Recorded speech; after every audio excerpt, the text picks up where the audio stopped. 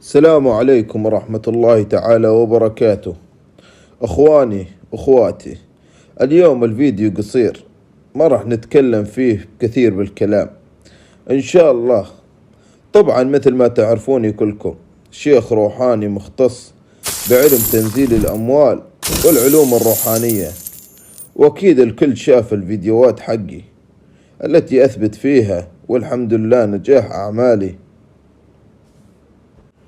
ومصداقيتي.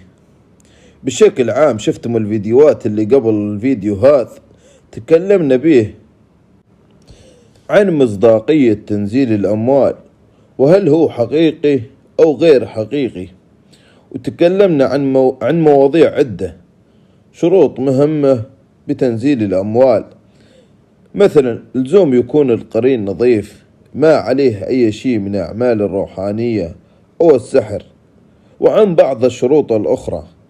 إن شاء الله في هذا الفيديو راح نتكلم عن عدة شروط مهمة جدا لتنزيل الأموال، ويعتبر ثاني أهم شرط لتنزيل الأموال، وهذا الشرط الأول مرة تكلمت به بالفيديو، وهذا الشرط هو المكان، يعني المكان الذي يتم به عمل تنزيل الأموال، وهذا الشرط له عدة شروط يجب أن تتوفر فيها. ما راح أذكر كل التفاصيل وذلك من خوفي عليكم حتى ما يستغل هذا الأمر للنصب عليكم.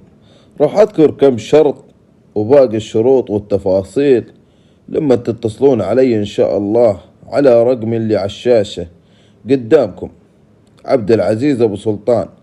نرجع للموضوع.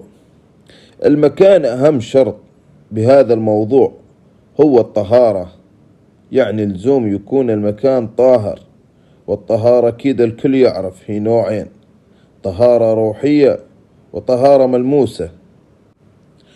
طبعا يا إخواني ما أريد أخوض بهي التفاصيل لأن هي الحالة علم بحد ذاتها. ثاني شيء لزوم يكون المكان سري، يعني مو لازم أي شخص يعرف أن بهذا المكان يوجد عمل تنزيل الأموال. ثالث شيء والموضوع يعني مكان تنزيل الأموال بعض الأمور التي نحتاجها بعملنا وتكون خاصة بهذا المكان، وهي أشياء موجودة ولكن الكثير منكم لا يراها.